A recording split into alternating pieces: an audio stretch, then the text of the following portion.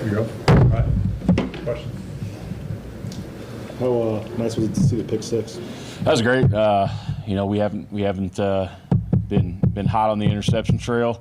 It was great to get one early. Great to get a defensive score. I thought the guys did a really good job. Not only Marion had a great interception, but the other guys gave some key blocks as he was trying to return that thing. So that was a great job by the whole defense. It's like JVM. He's playing at an all-league level. Really popped this year. He said last week these were kind of his expectations. Realistically, kind of what were your expectations for him this year in this defense? Yeah, I think we touched on it briefly last week. My expectations for him were to play at the level he's playing at. Just thought it might come a little earlier, but you know, he took a few games to get going. I think right now he believes in himself. He has a lot of confidence. He's cutting it loose. He's not worrying about making a mistake. I think he's playing really good football, and I hope he keeps it up. Mean to have two ends that, I mean, they're going to both be well over double digit. I mean, at least they're on pace for well over double digit sacks, but what does it mean to have two D ends that can offer that to you? Yeah, I think it's huge. You know, you can get in. Now you're at the point where you guys have said it before. There's been a lot of non-traditional sacks.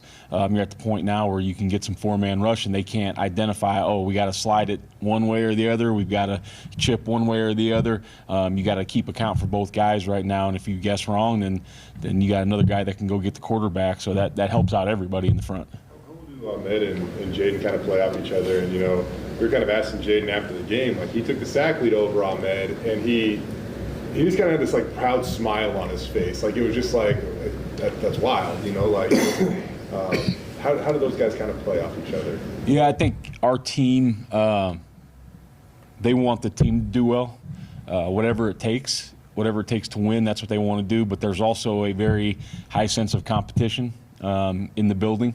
And whether that's in a lead for the sacks or a lead for TFLs or, you know, just doing your job and grading out better week to week, I think there's a high sense of competition. So, and he knows how good of a player Ahmed is. He knows that he plays at a very high level as well. So, you know, for those two to be neck and neck, I think that's pretty cool.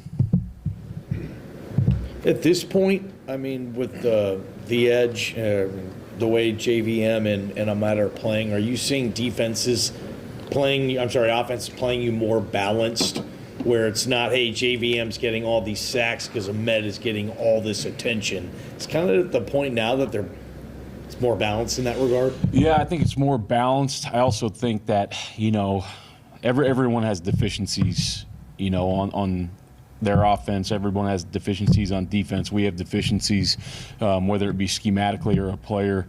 And I think right now, if one of your deficiencies is one of your offensive tackles, and you got to really help that person out, then you're going to leave the other guy kind of, you know, on his own, which is a tough duty on either one of those two guys. So I think that it's causing them to, you know, have to say, well, we're going to live with somebody having a one-on-one. We're going to help the other guy, and maybe next time he gets a sack, and we're helping that guy now and leaving the other guy one-on-one. So it's, you know, it's a give and take. But those guys are both playing at a high level, and they're really helping out everybody else in the pass rush. I know that, you know, the goal is to pressure and confuse the quarterback. You want to start fast. Is that the best first 15 minutes of football you guys have played this year on defense? Man. Yeah, I guess I wasn't ready for that one. It was a really good first 15 minutes.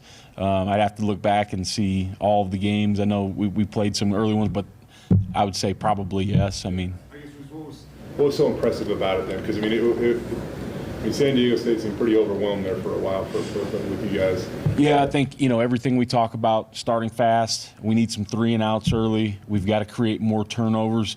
The most impressive thing, I think, for me was just the kids responded. They did everything that Coach Danielson, myself, our position coaches, everything that we've asked of them this week, they went out and executed that piece of the game plan. So that was the most impressive part. And then obviously later in the game, you know, we got some other guys in there, and didn't think that everybody that was in played to the standard. Like to finish those games, especially when we can get a new crew in there or a different role for some guys playing some different positions. But, you know, they've earned the right to play in games, and I want to just see those guys finish the game. You You expect San Diego State to be throwing the ball as much as they were early on. I mean, Marquez Cooper, and it looks like they were almost forcing to pass the ball at times. Yeah, I think that they have a, I'm not in their meetings, but I think that they have a RPO attached to just about every run, and I think there's some things that they look for pre-snap. I think we did a decent job of disguising some leverage and moving around a little bit, maybe telling a young quarterback the RPO is there. So I don't know if that was just their game plan or maybe some of the looks that he thought he had some things and he really didn't have them, but. Yeah, I thought they might come out and run the ball a little more too, but it might, they might have those run plays called and they just had that RPO look. I'm not exactly sure, what they told that young guy to do. I know you mentioned just some other guys getting in there and the score getting out of hand, obviously, in the second half. But how did you look at the 2 for 14 on third down but the 6 for 6 on fourth down? Yeah, and once again, it's like a lot of those fourth downs came in the second half, and we just got to play them better. There are some things that definitely things I could have done to help those guys that got in at the end. It's always a balance of what have they repped, what are they ready for. San Diego State did a good job on some of those down and distances on some play calls as well, and they did a nice job just schematically on some of those things, but obviously did not like that. How was it changed defending fourth down? I mean, I think last week Derek was saying the analytics sometimes say go for it on 4th and 6th, but it just seems like teams are going for it on 4th a lot more. How's that changed for you? Yeah, I think you put more of an emphasis, I guess, in the game planning process. Like it used to be kind of like 4th down. Like, what do you guys want to call? I don't know. What's our best call? We can fit to everything. Now I think you got to put a premium on what people are doing on 4th down. As you said, I think everybody subscribes, not everybody, but a majority of the team subscribe to the analytics company now, and those people are saying to go for much more on 4th down. The head coach still has to make the decision, and he's still got to stand at the podium after the game when you go for it on 4th down. But it's more, I think, reassuring for a head coach / offensive coordinator now that when the book says it and your gut says it, let's go ahead and do this. So especially when some games are getting, more than 2 scores ahead, then it's becoming a much easier decision. From everything you knew about Marco, did you have any idea he had the ability to run the ball? Well, I guess I didn't really know until we obviously practiced that in practice this week, and I got a chance to watch him do it quite a bit. That cutback was pretty sweet that he had there. I didn't know he had those hips in him, but that was pretty cool to see. A lot of talk we've had about him this season has been on his special teams play, but I mean he's still 6 in tackles for you guys. He had that fumble recovery earlier this season. I mean, maybe not the most flashiest plays, but what does he still mean for you guys, for your defense? Yeah, I mean, that's Marco day to day, right? He's not a super flashy guy walking around the building, but he's consistent. He does his job. He's going to be where he's supposed to be. He's physical. He's tough. He's a great practice player. He's got great leadership ability for us. And like we don't have a ton of depth in the linebacker room. Some of those young players are really coming along, but we need to keep him and Drew healthy, and we need to rotate those guys a lot. And when Marco's number's been called, he's made a lot of big plays. I mean, in my opinion, one of the biggest plays in that Washington State game was the 4th down stop that he had. So he's had critical stops. He's had critical plays through the season, and I appreciate the heck out of Marco. What stands out to you about Nevada?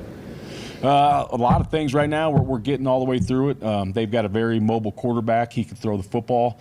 I think their running backs have been a really good crew, especially when they've been healthy. I know they've been banged up a little bit, but when they've been healthy, they've been a really, really good 1-2 punch. They got a 6'6" wide receiver. Their tackle, number 70, I don't think he's given up a sack on the season. He's come a long way. So I think that they have a talented bunch. I know they're in the process of first-year head coach, first-year offensive coordinator, obviously have a longer relationship with Matt Lubick. He does a really good job, and I just think those guys will continue to get better, just as San Diego State under a first-year head coach. They've continued to get better and better through the season. So it's a good unit, and we've got to prepare well. Talking with Dirk about Spencer Jamison and how he kind of, I guess handles assistant coaches, and he said present you guys with thoughts and information, and then he kind of lets you guys just do your jobs. You've been around for a while, Erik. How unique is that approach, and why does that seem to be working this year? A lot of these assistant coaches were here last year. You guys were 4-5 at this point in time. Why is it working so much better this year? Well, I think Coach D does a great job. Like I guess, last year was the first defensive head coach I've ever worked for. Spencer is the second, now. But he does a great job with us. Like, I don't know what happens in the offense room. I'm not in there with those guys. But he does a great job with us, at least early in the week, of saying, here's some thoughts I have. Here's some things I know I need answers for. And not so much like we weren't going to find the answers, but he wants to know what they are so at practice he can, participate. So I think he does a really good job of what's important to him, making sure that we know that, making sure that gets handled. And then he does a really good job of sitting in there with us when he's not busy doing whatever else head coaches have to do. But he'll sit in there with us. He listens. He takes it all in. And then he'll say, hey, this could make that idea just a little better. So he does a great job with us of not being overwhelming, but giving us structure, giving us a lot of great suggestions that we'll use through the game plan. Most head coaches were coordinators at some point in time in their careers, right? And so that means that they got full responsibility of one unit. And when you go to a head coach, it is more kind of like, hovering over it all. But the way that he approaches it, why do you? I just say, why does it work so well? Why do you feel like you have more freedom, I guess, to just kind of do what you feel like you need to do to be successful on defense? Yeah, I think we have a ton of freedom, but we also understand that we can't just be loosey-goosey, and we know that he's going to keep everybody in check. I think another thing that's really unique about him is he's not going to spend 90% of his time with the defense. He's going to make sure he's ready for the defense, for the offense, for the special teams. He's going to get with all three phases of the football so he can participate in practice. It's not like he's down there with the defense for 2 straight hours and the offensive guys never see him, or the special teams. So he's participating in the whole thing. Everyone understands that he knows each phase of the game is important.